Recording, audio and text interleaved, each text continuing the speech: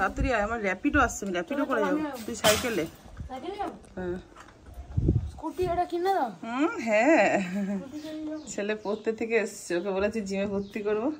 আজকে ভর্তি হবি? চল এখনই যাবো। Hey guys, welcome back to my channel. চলে এসেছি আমি পিউ ফ্রম দুর্গাপুর। সবাই কেমন আছো? আশা করছি সকলেই ভালো আছো। গুড মর্নিং সবাইকে। এখন ঘড়িতে বাজে হচ্ছে 9:30। আমি আর ননাই এখন যাচ্ছি। ননাইয়ের হচ্ছে আজকে জিমে ফার্স্ট জার্নি, তো সবাই ঝটপট একটু উইশ করে দাও ওকে। আর তোমরা অনেকেই বলছিলে যে ননাইকে কিছু একটাতে দাও, তো জিমে দিলাম এর জন্যই, কারণ ওখানে যে ট্রেনাররা আছে সব চেনা পরিচিত রয়েছে, অসুবিধা কিছু হবে না। ও ওখানে গিয়ে কার্ডিওটাই বেশি করবে, এখন ওয়েট না, 18 বছর পরে। তো চলো চলো টাটা।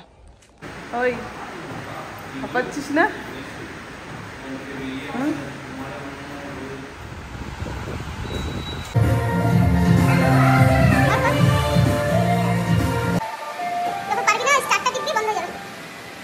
ননাই, ফিটনেস পার্কে এসে কেমন লাগলো?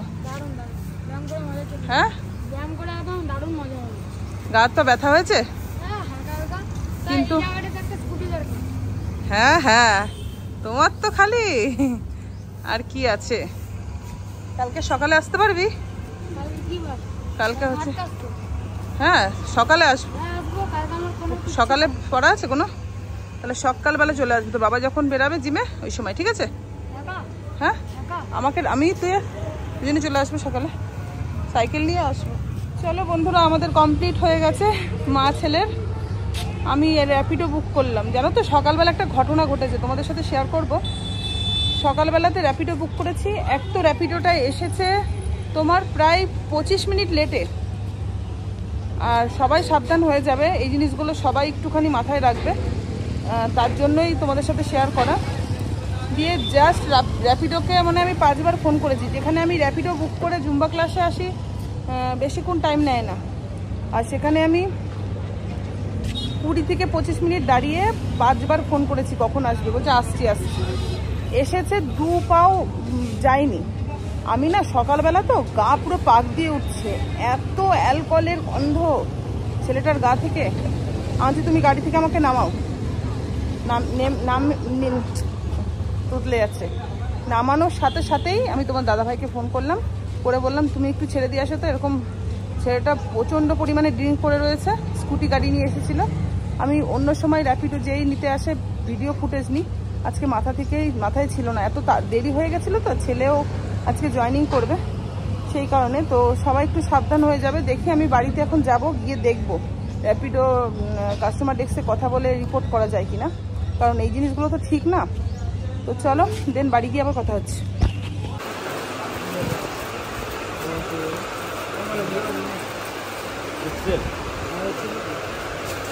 এক্সেলটা হয় এখন তো হয় সবই, ডবল এক্সেল করে দেখো একবার, করে দেখো। হ্যাঁ হ্যাঁ, এই সাইজের এক সাইজ ছোট।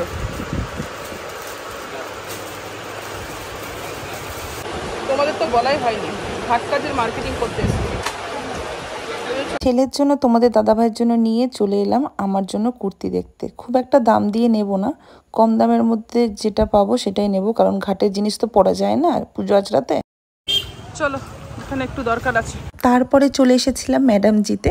এখানে এসে ওড়না খুঁজছিলাম, যেরকম চেয়েছিলাম পাইনি, বাট ভালোবাসার মানুষদের সাথে দেখা হলো, কথা বললাম। বাট তোমাদের দাদাভাই লজ্জাতে ফুটেজ নিতে পারি। যেখানেই যাই সেখানেই বন্ধু, যেখানেই যাই সেখানেই বন্ধু। চলো, একটা ওড়না বাকি আছে, ওড়নাটাই নিয়ে আর সব হয়ে গেছে।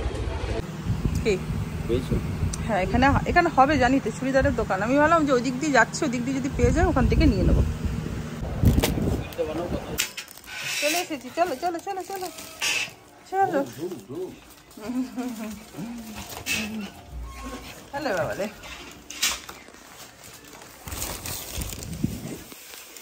হ্যালো বন্ধুরা, ফাইনালি আমরা খেতে বসে গেছি। আর আজকে আমাদের এই ভাতটা মনে হয় লাস্ট এইভাবে খাওয়া। কালকে তো ঘাটে উঠলো, কালকে কি ঘাটটা না কি বলে একটা, ওটা খেতে হয়। ঠিক আছে, জাবরা জাবরা বলে। হ্যাঁ, সব সবজি ভাত ঠাত চাল ঠাল দিয়ে সব দিয়ে জাবরা। একটু আস্তে করো বাবা, কথা বলতে তো। ঠিক আছে, এই হবে। আর আজকের খাবারটা দেখো কি, আর কি দেখাবো, খাবার দেখানোর কিছু নেই, সেই একই খাবার। তো চলো খেয়ে নিই, পরে আবার আসবো। চলো বন্ধুরা, পাখাটা বন্ধ করলাম না, গরমে টিকতে পারবো না গো। তো কী কী নিয়ে এসছি একবারে এক ঝলক দেখিয়ে দিই, তখন তো দোকানে ওইভাবে দেখানো সম্ভব হয়নি। এগুলো যেহেতু কালকে ঘাট, তোমাদের বললাম না বাজারে, হ্যাঁ বলেছি, ঘাটের বাজার। তো ঘাটের জিনিস দেখো, পুজো আচরা কোনো কিছুতে পরা যায় না, তাই বললাম তোমাদের দাদাভাইকে, ছেলেও জিমে ঢুকেছে, তাহলে ছেলেরও জিমের প্যান্ট কিনে নাও, তোমারও কিনে নাও, ওগুলো জিম করতে পারবে ওই প্যান্টগুলো পরে। এই যে এটা ছেলের জন্য নিয়ে এসছে, এটা ছেলের জন্য নিয়ে এসছে ট্রাক স্যুটের প্যান্ট, এটাই কালকে ঘাটে থেকে পরে উঠবে। আর ছেলের বামছিন প্যান্টগুলো না নষ্ট হয়ে গেছে, তাই একটা বামছিন প্যান্ট ছেলের জন্য নিয়ে এসছে। দাদা ভাইয়ের জন্য বললাম নিয়ে আসতে, ও তোমার দাদা ভাইয়ের সাথে গিয়ে তোমার দাদা ভাই জিনিস কেনা করতে হবে, আমাকে পরে গিয়ে নিয়ে আসতে হবে।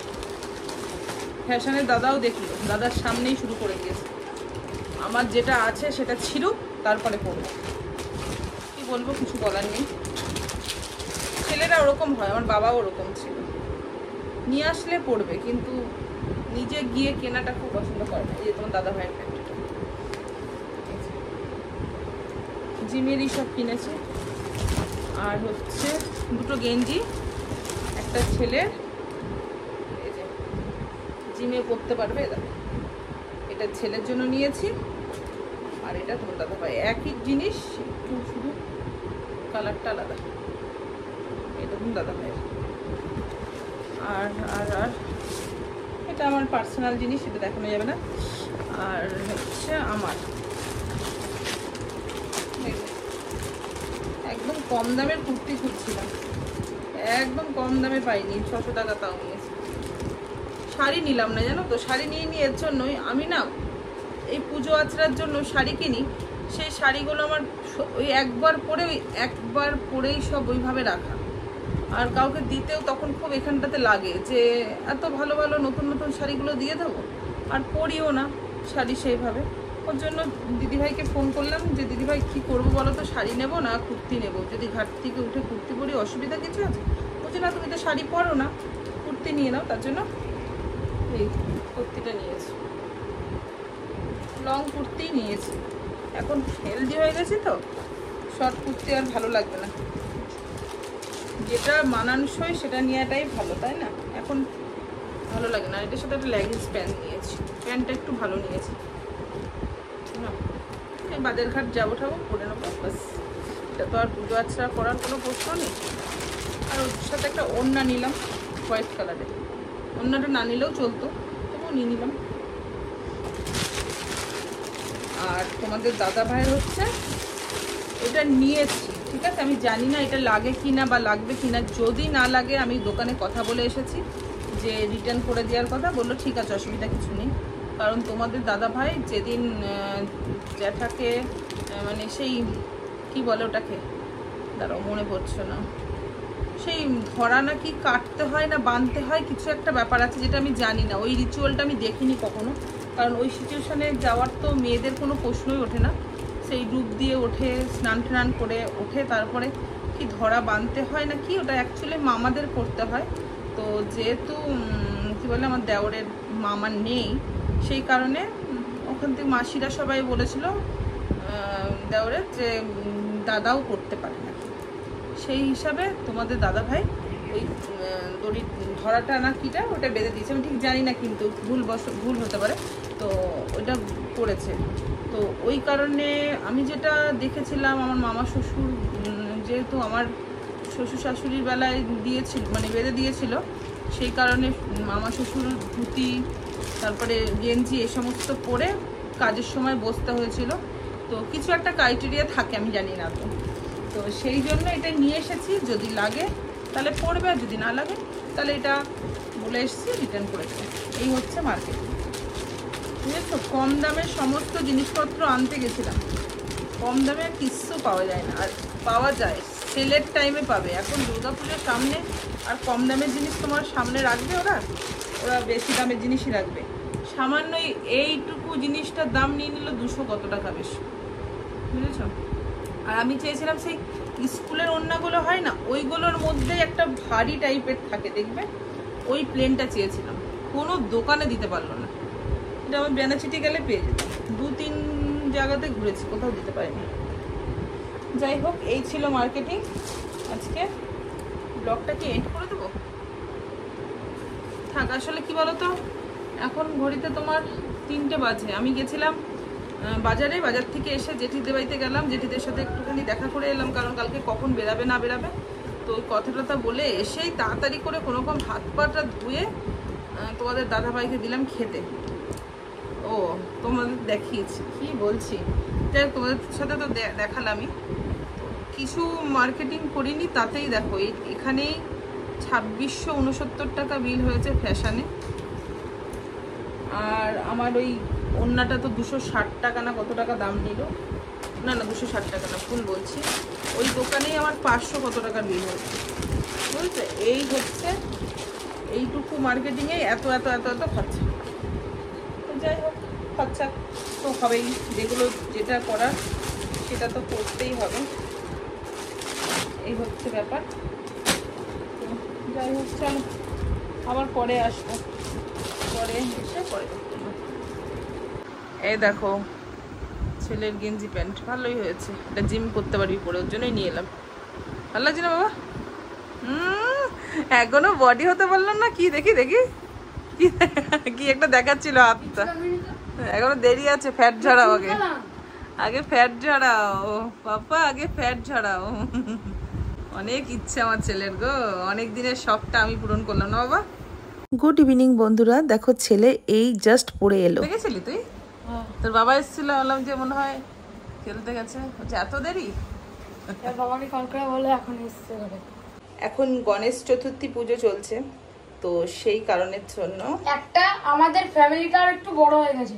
এদিকে দেখো আমার বাড়িতে কি কাণ্ড ঘটেছে, গণেশের বাহন বংশবৃদ্ধি করেছে আমার বাড়িতে। আর শুনেছি গণেশ পুজোর সময় গণেশের বাহন যদি কারো বাড়িতে বংশবৃদ্ধি করে তার বাড়ি মঙ্গল হয়। দাঁড়াও, আর একটা খুশির খবর তোমাদের সাথে একটু শেয়ার করি। তোমাদের সাথে শেয়ার না করলে না পেটটা যেন কেমন গুড়গুড় গুড়গুড় করতে থাকে। দেখো 2 দিন আগে তোমাদেরকে আমি দেখিয়েছিলাম এই যে লোটার শিটগুলোকে ঘষে ঘষে আমি রেডি করছিলাম। দেখো 2 দিন পরে তার রেজাল্ট। অ্যাকচুয়ালি এই সিটের যে জলগুলো ছিল ভেজানো, সেই জলটাকে আমি প্রতিদিন পাল্টে দিচ্ছিলাম, কারণ নোংরা জলে বলে ফাঙ্গাস হয়ে যায়। দেখো কি সুন্দর হয়েছে। আর এই দেখো আমার সনটা প্রথম মনে হয় কোনোদিন, হ্যাঁ জীবনে প্রথম, এ দেখো সংসারের একটা বাটি কিনেছে, তাও কি অ্যালুমিনিয়াম। এই বাটিটা দিয়ে উনি ওনার ওটস খাবে বলে, বুঝেছো, ওটসের জন্য এই বাটিটা কিনেছে। খুব ভালো লাগলো, নিজের হাতে কিনেছে। বন্ধুরা এখন কিন্তু অনেক রাত হয়ে গেছে, তোমাদের দাদাভাইও ঘুমিয়ে গেছে, ছেলেও ঘুমিয়ে গেছে। খাওয়া দাওয়ার পরে লাইভ থাকে তো তার জন্য তোমাদের সাথে আর কথা বলা হয় না সেইভাবে।